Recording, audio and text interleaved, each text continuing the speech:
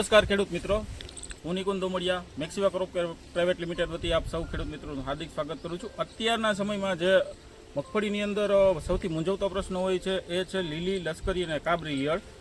હવે એ લીલી લશ્કરી અને કાબરી ઈયળનું આપણે એક પ્રગતિશીલ ખેડૂત છે જેને સચોટ રિઝલ્ટ અને સારું રિઝલ્ટ મળેલું છે।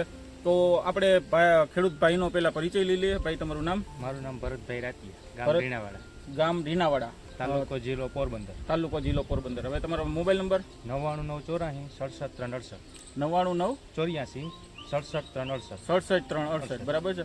હવે તમે તમારા પાકમાં શું છે મગફળી અત્યારે? મગફળીમાં તમારે પ્રશ્નો શું હતો મગફળીમાં? પ્રશ્ન લશ્કરી ઈયળ અતિશયનો એટેક હતો। લશ્કરી ઈયળ અતિશય ભયંકર એટેક, ભયંકર એટલે એક નવું કમરું નહોતું ફૂટવા દેતી, બરાબર, પાંદડુંની, નવો ખીલોની। ઓકે, તો તમે એવું શું કર્યું કે લશ્કરી ઈયળ સામે તમે આટલું રક્ષણ મળ્યું? મેક્સિવા કંપનીની અંકુશ દવાની ટ્રાય કરી નોગનભાઈની ભલામણથી।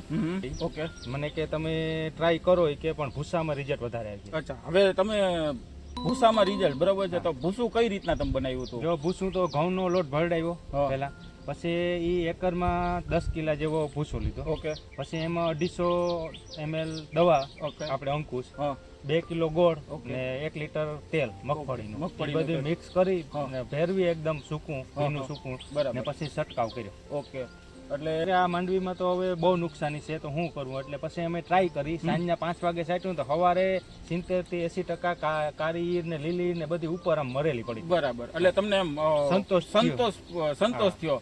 તો હવે તમે બીજા ખેડૂતને વાપરવાની ભલામણ કરશો? 2-3 મારા દોસ્તાર ફ્રેન્ડની ભલામણ કરી કે મેં એને વિડીયો મોકલ્યો ઉતારીને કે આ રીતના મારે રિઝલ્ટ મળ્યું, તો બીજે ત્રીજે દિવસે એની પાસે આ રીતના ટ્રાય કરી। બરાબર, બરાબર। તો હવે મેક્સિવા કંપનીનું અંકુશ છે, બીજા ખેડૂતને ભલામણ કરશો તમે વાપરવાની? હા, કે મેક્સિવા અંકુશનો અટાણે બીજી દવાઓથી સારું રિઝલ્ટ છે અને બીજી મોંઘી પડે અને સસ્તી અને સારી। તો તમે ખેડૂત મિત્રો સાંભળ્યું એમ, આ ભાઈ ભરતભાઈએ જે રીતના ઉપયોગ કર્યો દવાનો કે એકરની અંદર 10 કિલો મકાઈનું ભૂસું કે ઘઉંનું ભૂસું લઈ 2 કિલો ગોળ, 1 કિલો તેલ અને 250 ml અંકુશ દવા નાખી અને ખૂબ સારા રિઝલ્ટ મળેલા છે। તો તમે બી આ એક વખત ટ્રાય કરી અને જોઈ લ્યો અને પાકને ઈયળથી થતું નુકસાન અટકાવો। ધન્યવાદ, ખૂબ ખૂબ આભાર।